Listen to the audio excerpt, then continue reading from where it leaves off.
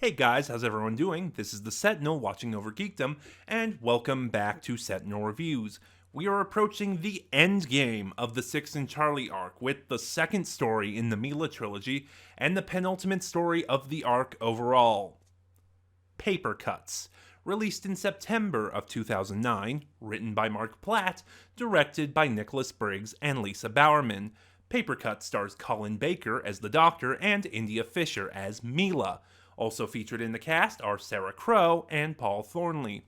As always, there is a blanket spoiler warning in place because I do this unscripted, so I want to make sure that if I do discuss spoilers, you have been properly warned. And Paper Cuts is an interesting story.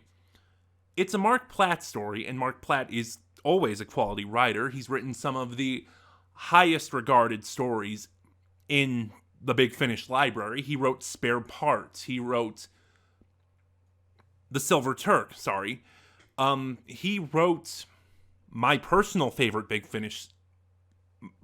My personal favorite Big Finish story by Mark Platt is Doctor Who Unbound, Auld Mortality. And he also wrote for the series. He wrote Ghostlight, I believe. And he also wrote Lung Barrow, the original idea for Ghostlight. So yeah, Platt is... you're always... If you buy a Mark Platt story, you're always in guaranteed a good story. And this one is... The story starts off with the Doctor answering a summons from the 15th Emperor of Draconia. Now, the Draconians were an alien who only showed up once in the series. They showed up in the third Doctor story, Frontier in Space. And the Draconians are John Pertwee's favorite alien. I have not seen Frontier in Space. Don't worry, that problem will be fixed very, very soon. Here in the US, the John Pertwee Season 10 Blu-ray just came out, so whenever it gets here, I'll have seen it. But yeah, so going into this, I didn't know about the Draconians at all. And a lot of this story is a lot of world building and goes in depth in Draconian society, and it's all really good stuff. The Draconians are based on the lifestyle of feudal Japan, which I'm not a big history buff, but I love learning about that period of time. I love learning about that area in history. And actually, one of my favorite books is a book by James Clavell called Shogun, which is a fictionalized retelling of actual historic events. It's really good, and the miniseries adaptation of it is really good. Tangent. Anyway, back on point. So, the Doctor answers this summons because the Emperor has died, and the rituals of Draconia dictates that 4 people hold a vigil for him.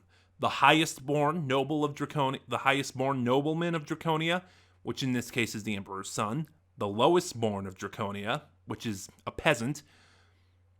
The wisest person to the Draconian Emperor, which is a soldier who is only ever called the captain. And the bravest, which is the Doctor. And I'll get off right there on the bat. The side characters are a major problem in this story. How to put it? Like Patient Zero, this story has an extremely intimate cast. Outside of the Doctor and Mila, who is posing as Charlie, I'll come back to that. There are 4 other major characters. There is the Queen Mother, the Prince, the Captain, and Gamore. I think his name is Gamori. I'll get to that in a second. And they are incredibly one-note characters. It's like they're playing these roles in sort of a royalty-themed soap opera, almost. In fact, none of them are even named, There's, like I said...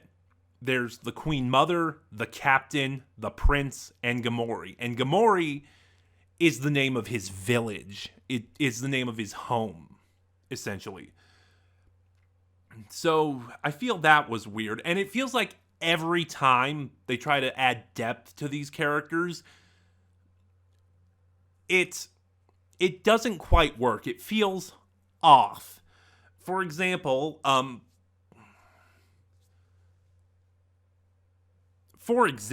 wow, excuse me. For example, the prince is very power hungry. He wants to be emperor. He wants his father's power. And he views everyone else at this vigil, the doctor, the captain, so on and so on, he views them as rivals. And then at the end of the story, he ends up siding with the doctor, deciding that what the doctor did was right. Which, again, that comes completely out of nowhere, and that moment just feels really off. And the other characters are one note too, like the Queen Mother. She is that scheming sort of empress figure trying to make sure her son comes out on top. The performances are fine though, and you can tell the actors are really trying to sell these characters. The captain is my favorite, actually.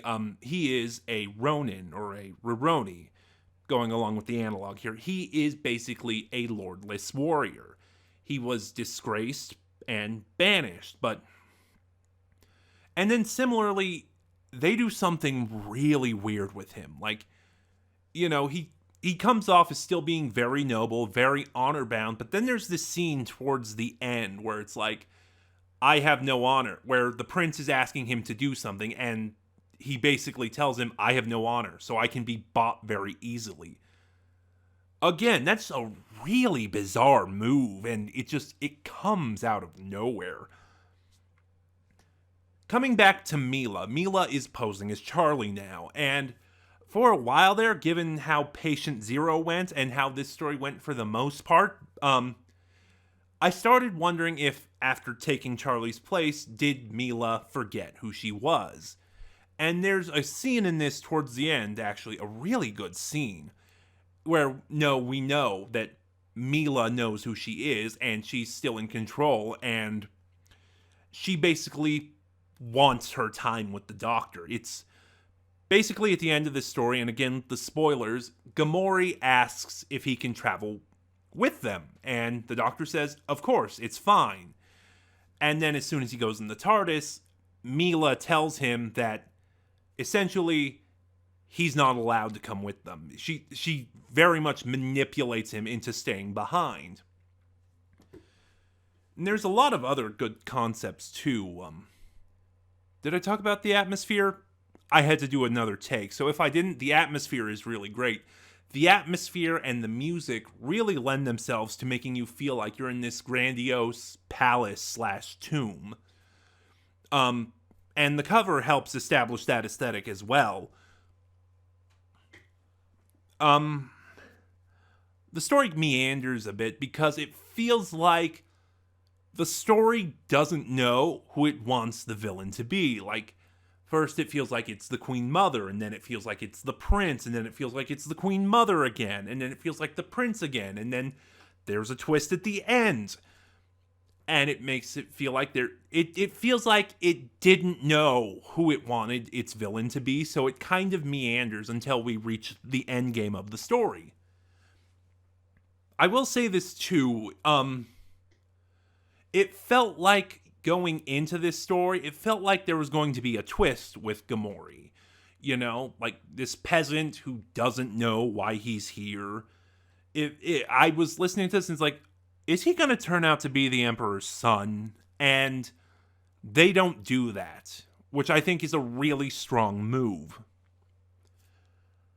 There's a lot of other really nice things as well. Like, throughout this story, the Doctor mentions Sazu, sort of a Draconian chess, and one of the antagonists of this story are these Sazu game pieces that come to life. And again, now that I think about it, it's an interesting idea, but the soundscape around them was really weak. And now that I think about it, the Sazu warriors are actually kind of the coolest thing about this story. There was more I wanted to say on that, but I cannot remember what the point I was going to make was. So, I guess I'll end it there. Paper Cuts is a good story. It's not one of the best, and like I said, there's those flaws in the characterization that really hold it back. So for that, I'm going to give Paper Cuts a 7 out of 10. And join me next week when the Mila trilogy will end the Six Charley arc with Blue Forgotten Planet. So what were your thoughts on Paper Cuts? Please start a conversation in the comments below. Like, comment, subscribe. Please share the video, and then click that little bell next to notifications, because it will give you notifications when I upload. Even though subscribe should be doing that. Also, in the link in the description box below, you will find the link to my Ko-fi, where you can help support the channel, help it grow, and you'll find the link to my Twitter, where you can follow me and get updates on the channel. This is the Sentinel watching over Geekdom, and I'll see you guys next time.